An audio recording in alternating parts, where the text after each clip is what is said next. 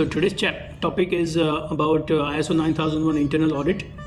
As you know, ISO 9001 2015 requires an internal audit to be done within the company if you are certified to ISO 9001, of course. And Chapter 9 deals with this, or Clause 9 deals with this internal audit. So internal audit is a very daring job, and I'm just telling before even we start talking how important this whole process is to the company.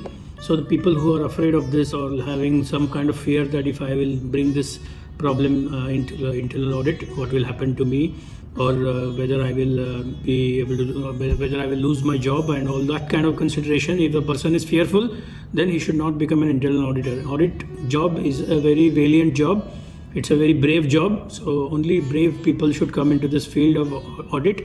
It's a very exciting and it's a very dynamic field. And let's see what the standard says about the internal audit. So the organization shall conduct internal audit at planned intervals to provide information on whether the quality management system conforms to the organization's own requirement, because the management has a requirement for its quality management system, and whether the requirements of this standard, international standard also, and is effectively implemented and maintained. So this is what we are checking basically, that our policies, procedures, which is the backbone of our quality manual, whether those systems and procedures are working properly or not.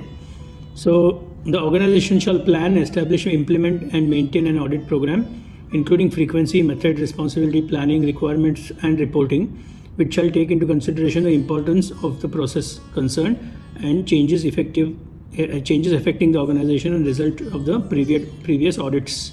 So all this we have to do. We have to plan, we have to implement an audit program which has a frequency, let's say once in 6 months or once in a year. And what are the methods? There should be a procedure for the company people.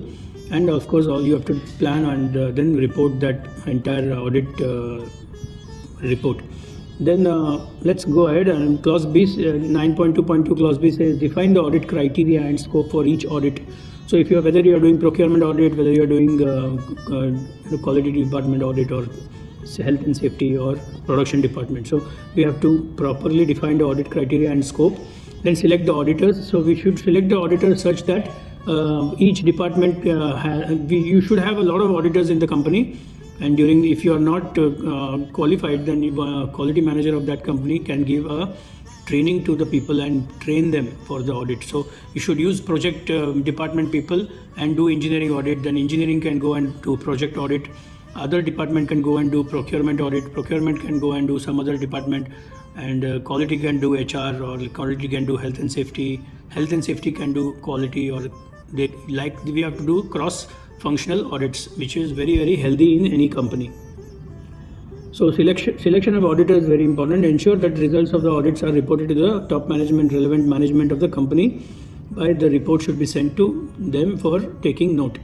And also take appropriate correction and corrective action without delay. So there should be the head of department should take the corrective actions very fast, because many times that delay is not acceptable, or if there is delay required, then they should give proper justification.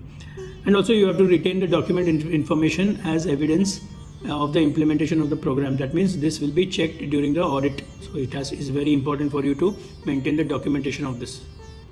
So with this, I come to end the ISO 9001 2015 Clause 9 internal audit.